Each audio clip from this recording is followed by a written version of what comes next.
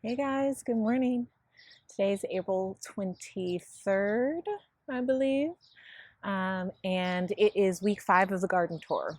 This week I've been working a lot on just planting things in the ground. It's been amazing to just put things in the ground to really like kick off the garden.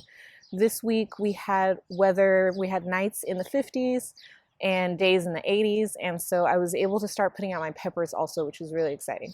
So let's get to the tour. I'm really excited. There's so much to show you.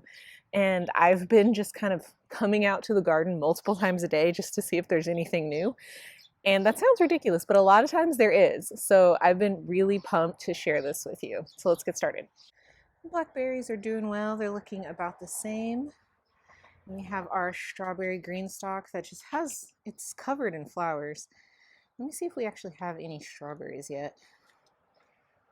I haven't seen anything yet, but there's so many flowers. So any day now, we keep saying that, but any day now, we're gonna get strawberries. And then our other green stalk is doing really well. This is cilantro. I think this is spinach. Let's see. Yep, that's spinach. Purple bok choy. So it's filling out. If we don't get to actually harvest anything off of this, I'm totally okay with that. I just think it's really pretty. Let's see, what is new in the herb bed? Nothing really new here. This thyme looks amazing. We got a couple more herbs from the farmer's market yesterday that we're gonna put there to just kind of fill out this middle space. The cilantro, I gave it a massive chop, massive haircut, and this plant got tired of the cilantro being a bully, and so it just kind of bolted straight out in the last couple weeks. And I'm not sure if that's chamomile. I'm gonna let it flower and we'll see. The apricot and the peach tree are doing really well. No real changes there, but they're filling out and getting more leaves and just looking really beautiful. It's nice to have some shade under these trees again. Now, this grapevine is just massive. It is just shooting out a ton of new growth and it looks super healthy, which is great. And we think it might be starting to form grapes. So we're not sure. Those might be leaves, but I think those are grapes. But it has these clusters everywhere. And this is around the time that I think it should be flowering, so we'll see what it does. And then over, here's a good look at the arch now. So it's looking really nice. We're all the way over to the side now, and then now the new growth is going to hopefully start growing over and weighing it down more to fill the whole thing. And then this little guy right here, which is the one that we put in, is also looking really good. It's looking a lot better than it ever has. And it is also putting off what might be little grapes. We've never gotten grapes off of this, so if those are grapes, that would be really exciting. This lavender, I can't even. Look at that. That is so pretty.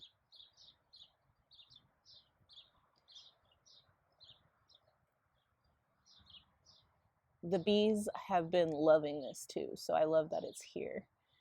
We have our little very, very sad, very sickly lemon tree. It's a Meyer lemon tree, but it is putting out new leaves and it's not nearly as yellow as it was since we planted it here in the fall, or I think we planted this in the winter. But yeah, so it's coloring out. I think the fertilizer treatment has been really good for it. Oh, we might have flowers soon. So we'll see what it does. Next up, we have the other citrus trees. So this one is our guessing game tree. It might be a navel orange. We have no idea because it didn't fruit last year. We got one navel orange off of it, and so that was why we came up with that. But the flowers on this are massive, and they're all starting to open.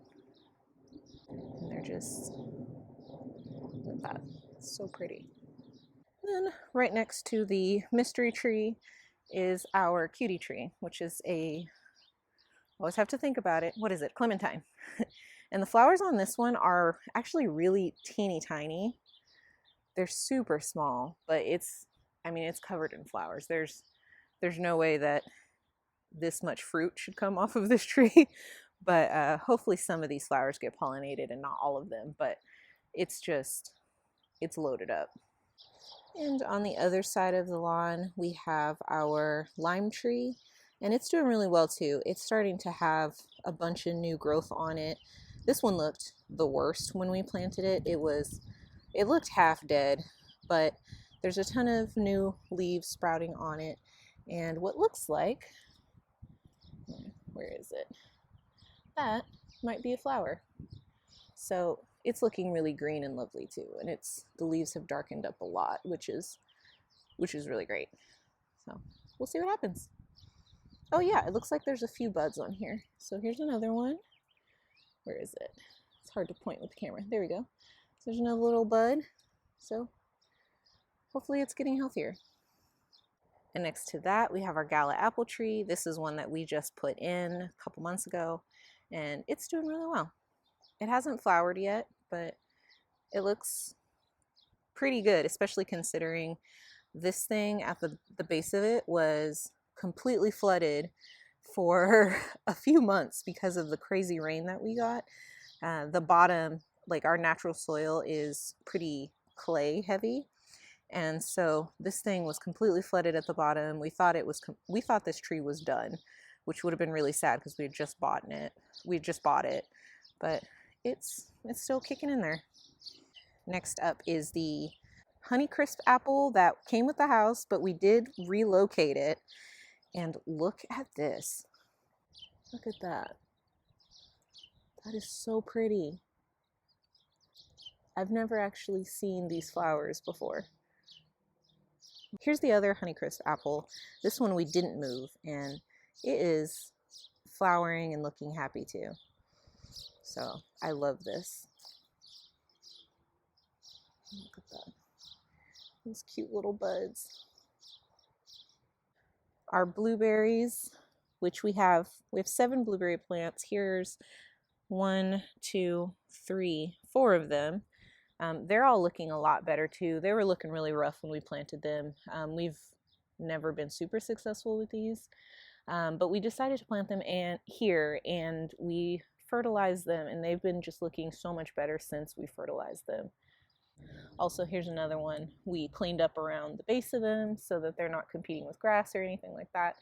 And a few of them have flowered, and we've been just kind of picking off the flowers for now, just to give them a chance to get stronger, but they're starting to look really good. All right, so now the part that I've been just so excited to share with you. Let's talk about our raised beds. So all 9 of our raised beds are mostly done. I was gonna say they're done now. They're not. They're mostly done. We're still working on a few things, but we are planting in all of them now. And a lot has happened in the last week. And so let me go over what we've done and show you just kind of like where they're at right now. But there's a lot of exciting stuff happening here. So let's start with the 3 16-foot beds that we had previously. So these were ones that we built last year. We got these filled all the way to the top in the last week. We just worked on them a little bit every day. And so we got all 3 of these filled to the top now, completely amended. And they were about halfway full before. And so what we did is for the tomatoes that I'd already put here, they didn't grow very much. So what I actually did is I took all of the tomatoes out and replanted them, these little ones. And so there's one there, and where's the other one? Oh, it's right here. So these are Super Sweet 100 cherry tomatoes. They are indeterminate, which means they'll just keep growing and growing for an indeterminate height until you cut the top of them off. And so we should have these all season. And we have these on 8 foot, these T-posts right here are 8 feet tall. And so we're going to string those to the top, and they should be really happy. But what we did in these beds is a lot of stuff, we just kind of buried the bottoms of it. So all this garlic we were really careful with, because we do want the garlic harvest and it's almost done. So the garlic, we put shovels of soil around it, and then I went in by hand and just kind of like filled in the gaps. And then you can see here there's some sweet peas. The sweet peas we were not so careful with. And so for a lot of these, let me move over. For a lot of these, they got buried. And with these sweet peas, you know, in general, I'm okay with them getting buried. We did lose a lot of the plants. They're just underneath the soil right now. And so they're going to be part of the ecosystem underneath there. But I'm okay with losing these plants because honestly, we're going to be readjusting these trellises, and then we're going to be planting our summer stuff here anyway. And so at a certain point, these sweet peas are going to have to come out because they're going to be competing with the summer things that we're putting in, like more cucumbers and beans and different squashes and stuff like that. My neighbor's playing music. I don't know if you can hear that. But anyway, so at a certain point, we're just going to lose these plants, and I'm okay with that. But we are getting peas off of them. We got like a couple peas, so we've just been coming out here getting what we can. These plants mostly were, you know, we just wrote them off as a complete loss. So we're going to get what we get, and everything else, it's okay. So here's the second bed. These peas were a lot bigger, so there's more of the plant that survived the the loading in of more soil. Here are the tomato plants that I got from the farmer's market. This is the what is it? Hungarian heart. I almost said Hungarian horntail. That's not correct. That's Harry Potter. So anyway, this is a Hungarian heart, and this one is a yellow brandywine. So they're both pretty healthy. I didn't pull these up and replant them. I was just very careful about taking the lower leaves off of these and then just putting more soil around them because they were a lot bigger than the plants that I had started. So these haven't been moved at all. They've just been, you know, added more soil to them. And the cool thing about tomatoes is that any part of the stem, the cool thing about tomatoes is any part of the stem that's, you know, touching the soil, it'll actually grow more roots on it, and it makes for a stronger plant. So a lot of times what people will do is you'll actually bury tomatoes as deep as you possibly can, because then you have more plant underneath the ground to give off or to create more roots, and you'll have these really strong, sturdy plants. Then down here, not much going on. We're mostly just waiting for the garlic. These are all of the plants that I haven't put in so far. These trays are going to go in these 3 beds here. So they're going to be going in the next week. And the main thing I'm waiting on as far as putting these plants in is we have to move some of these T-posts because they're kind of bowed out like this, where the arch trellises are. They're kind of bowed out on the ends, and we want to straighten those out. These T-posts we didn't put in. This one we just put in, but there's like one set behind me. We didn't put them in as deep as we did the ones in the 16-foot beds way behind me that we did like a couple weeks ago. And so we're going to just readjust these. And for that, I don't want to, you know, have to work around the little plants or accidentally, like worry about accidentally squishing anything or anything like that. And so I think we're probably going to do the T-posts and the arches in these beds probably today or tomorrow. And then I'll be able to finish planting out these 3 beds. Now, I will say, I have too many plants. So when I was planting peppers in the far 3 beds, it was very clear, very quick that there was entirely too many plants. And I have more than just peppers to put in these beds. Like, I don't want to just grow peppers. There's a lot of stuff that's going to go in here. And so what we might do, we might end up just putting a lot of things just hodgepodge in the perimeter of our yard, which we call like our garden belt.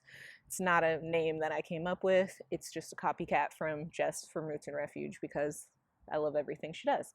But anyway, so we might do some stuff in our kind of perennial belt, just to have it grow, because there's nothing there and we might as well use the space that we do have if there's no more space in our beds. And then this is that third 16-foot bed. So it's pretty empty, not much going on here. Here, a lot of the carrots we ended up burying, but the ones that were really tall and almost done, they are doing really well. And we've got a couple garlics here. We ended up burying all of the leeks and all of the onions that were coming up, but I'm okay with that. And then one thing I did do, there's one right here, there's a tag right here.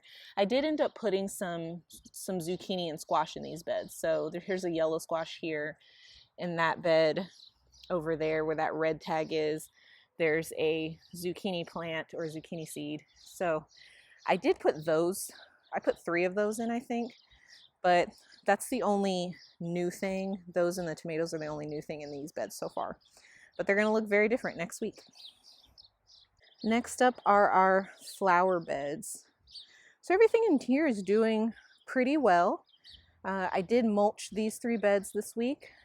And so, yeah, all the flowers are doing really well. Nothing's really coming up yet. Everything is still establishing. But we did see something last night. This is a candy striped Cosmo.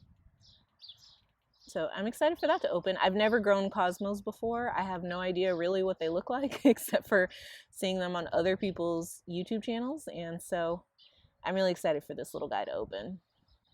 With these Cosmos, I was going to actually pinch the tops off of these today. I planned on doing it. You pinch the top off of a lot of flowers and different plants so that they actually will grow bushier. So they'll actually come have more stems that come off the main stem. And it makes for a stronger plant. It actually spreads wider instead of just going straight up. And so it's a little bit more stable of a plant. It's not as like spindly. And also you end up getting more flowers or more fruit off of it. And so that's the reason that you would pinch a plant off. And what it is basically it's just cutting off a certain amount off the top once the plant is a certain size. And so with these Cosmos, I was going to do that actually today. And then we found this flower last night and I can't do it. I have to see what this flower looks like. It's the first one. I have to let it grow. So maybe the other ones will get pinched and then I'll do that one later, but I don't have the heart to cut that off. I can't do it. The other thing about these 3 middle 4 by 8 foot flower beds, this is my cut flower garden experiment. I've never done anything like this before. But the other thing about these beds in particular is I mulched them last week. Now I ended up using a straw mulch that we had bought in a bag. It's called, I think, like Rhino Easy Mulch or something like that. But it was a bagged mulch that we had bought actually in 2020 and we'd never used all of it. With straw, hay, compost, all that stuff, because usually compost has like straw and hay in it, or some other thing that might have been sprayed with an herbicide. All of those you want to test. Now, because people have been having a lot of issues with herbicides ending up in their organic compost and things like that, then they put it in their garden and it kills a lot of their plants. So nightshades are really susceptible, which will be like your tomatoes, your peppers, your eggplants. I think potatoes are also in that category. And then it'll also really affect your legumes, so like your beans and peas. So that's a lot of a garden that people grow at home, especially if you're organic gardening. And it's really sad to put all that effort into, starting seeds or buying starts, because that's really expensive, just for them to die because there was a contaminant in your soil or something like that. And so what we did with this soil when we brought it all in, we did a sample test with the soil that we brought in. I have videos on that, which I'll link below if you haven't seen them. But with this straw, I didn't test it. I wasn't sure how to, and I wanted to just cover these beds because it was starting to get really hot this week. So this was a huge risk. Now, The reason I decided to take this risk, one, was because we bought the bags many, many years ago before the contaminants was so much of an issue. And two, and this was the main reason, we'd actually opened this bag before and used some of it on, I think we had put a layer on top of our peppers or on top of our potatoes that we grew last year, and they grew fine. So that was the main reason why I felt okay with taking this risk, knowing it's a huge risk. And so I was able to cover all three of these beds with one bag that we had that was already opened, and we had already used a part of it. The other reason why I decided to take this risk was because these beds are mostly flowers. I felt a little more comfortable because it's flowers, you know, it's not the food that we're growing. Now I will say that two of these beds have 3 tomato plants in them. So there's 3, what are these? Where's the tag? Oh, the tag is buried in the straw. These are, I think, Roma tomatoes in this one, and then golden cherry tomatoes in this middle bed right here. There's 3 and 3. And that is a risk. So what I'm doing also is I'm watching these plants like a hawk. And if anything starts to look bad on these tomatoes, or any of the flowers really too, but I'm really looking at the tomatoes here. If they start to show any signs of sickness at all, I'm scraping all of this off of all of the beds. And I felt okay to do that just because it's pretty easy. I can just scrape it off. This bed has a like a fabric liner underneath it too, so these plants are even a little bit more protected from some of it, but just, you know, the drip line is underneath, so it's whatever happens to drip and get wet as far as like herbicides and happens to drip down, but the drip lines are underneath the straw in all of these beds. So anyway, that was my thought process. Test it, test your hay, test your soil, test straw, anything you bring in. Definitely test it to the point where you feel comfortable. This was a risk that I was willing to take because it was something I could easily scrape off the top, and it was something free that we had already had, and it was something that we'd already used some of, and it was fine. So those were my criteria for making this decision. We didn't do that with our soil because we had to bring in so much of it. It was so much work and it was expensive. And so I didn't want to bring in something that we were paying that much for and then have to like dig it all out and do all that work again. So anyway, I just wanted to kind of explain why we're using straw and the way we're using it and all that kind of stuff. We happen to have another bag of it, but that bag hasn't been opened, and so I am going to test that bag before putting it on any of the other beds, because it gets so hot here that we are going to try to mulch all of our beds this year. It's something I've never done. I've never mulched the beds, but last year we did have a serious issue with just moisture retention. So our soil got like really dry on the top really fast, and we were watering, even with us watering like every day. So anyway, I just wanted to explain what was happening with this straw. I might regret it. I might, you know, realize this was a terrible decision and have to scrape it all out, but it would take me, you know, a few minutes, like maybe an hour to get rid of all of it, and then from there it's just like trying to rehab the plants, and I felt okay taking that risk. So we'll see. Follow along with me and see if this was a terrible idea or if it was okay. These 3 beds look completely different than the last tour. They are full of little baby plants. So starting here in the back, this is the zucchini seed that we planted a couple weeks ago. So this actually came up the day after our last garden tour, and so it's been up for about a week, and it looks really good. The leaves are massive on this thing, so it's really happy. Most of this bed is peppers because I have a lot of pepper plants, but there are our peas that we used in the soil contamination test, and so we're gonna give them a chance to do something. But most of this bed is peppers. We have, oh, here's an okra that came up a couple days ago. And so I think all of the okra that I planted came up except for one. And I have herbs mixed in all the different basils I have mixed in between them to grow underneath them. But there's another okra. And then here is a purple basil. And then a ton of peppers. And then down here, we have another zucchini plant that came up. This one, the leaves are gigantic. Look at that. And then over here, the sunflowers. This is a junior yellow sunflower. It's looking really good. As soon as I planted this thing, it just like exploded with leaves. It stopped looking all spindly. It looks really great now. And then here's an Italian pepper. This is from a seed I saved from the farmer's market. And there is a habanada. The 4 types of peppers I have are Italian peppers that we saved the seeds from, like this one, habanadas, sweet bonnets, and Edgevarskis. And those are our 4 sweet pepper types. Over here, these peppers are looking good. This amaranth is looking really good. It's grown a ton. The Armenian cucumber came up. I think this one came up yesterday, which was really exciting. And this is the cucumber that does really well in our climate because it does really well in hot weather. And then down here we have the Telegraph cucumber that also came up. These tend to not do so well for us, and we might have planted these a little too late this year too, but we're gonna give it a try.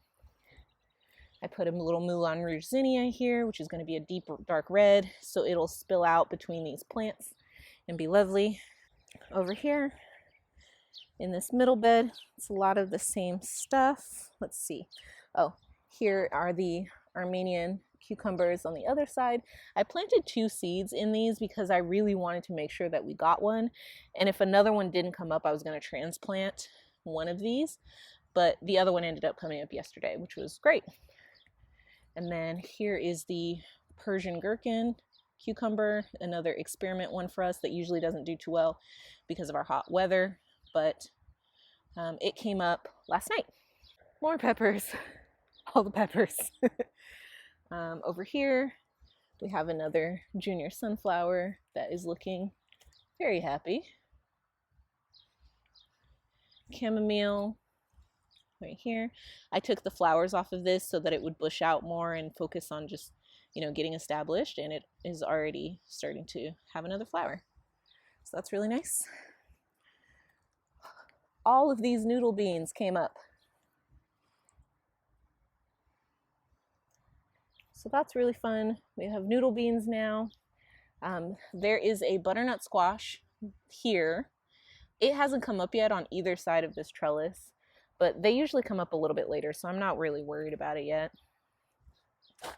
There's a very, very tiny, I think this is a habanada. Yep, this is a habanada that I actually saved the seeds from one of our old gardens.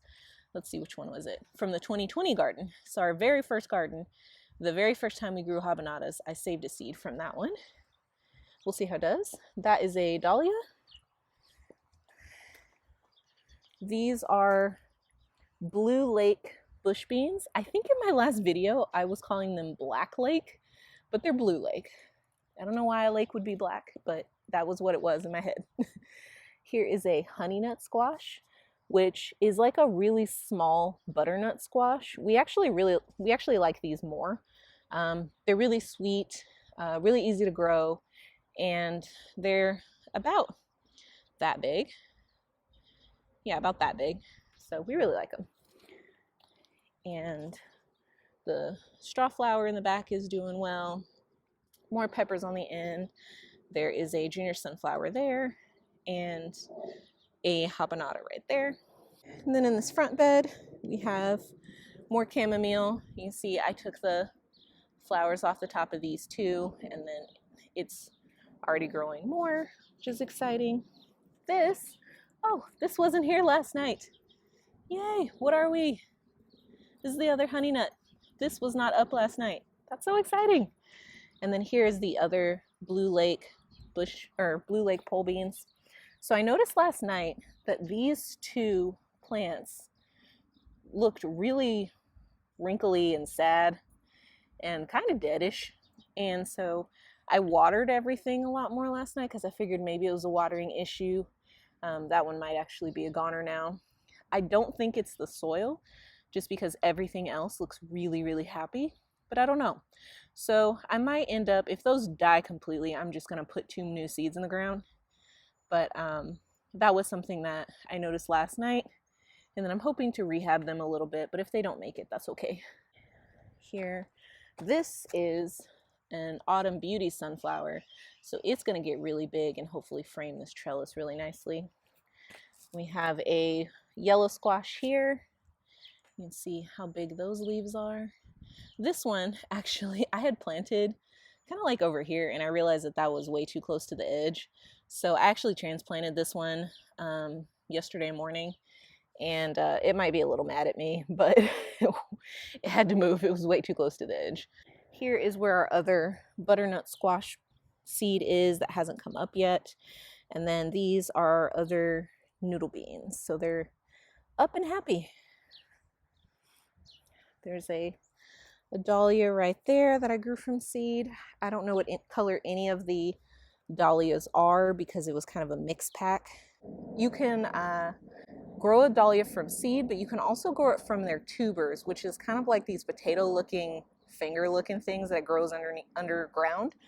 And from what I understand, if you grow a dahlia from the tuber, you are guaranteed to get the exact same flower, like color, everything, as the dahlia that you took it from.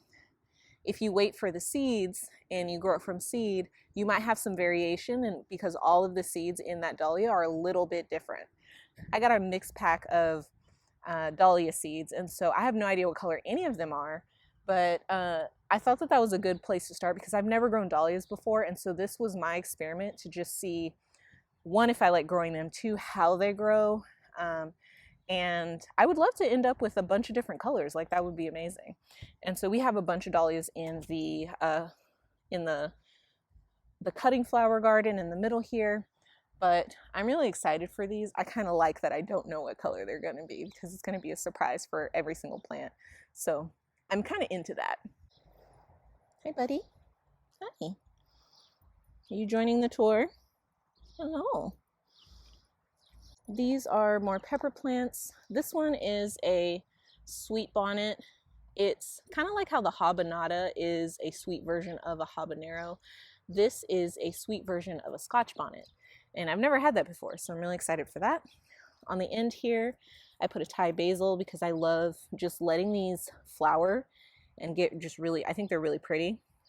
We eat a little bit of Thai basil because we do eat Thai food, but for the most part, I like just allowing the flowers to come up. Then we have more peppers here of all sorts, all different kinds. Here is a junior yellow sunflower right in the front. This is an Ajvarsky, so that's one of the new ones that we're trying. They're supposed to be these like big red looking peppers that they kind of are long like an Italian pepper would be. Here I put a zinnia so that that can fill out this space and also be supported by this trellis behind it. There's more peppers here. Here I put a marigold, and then these are all, what are they?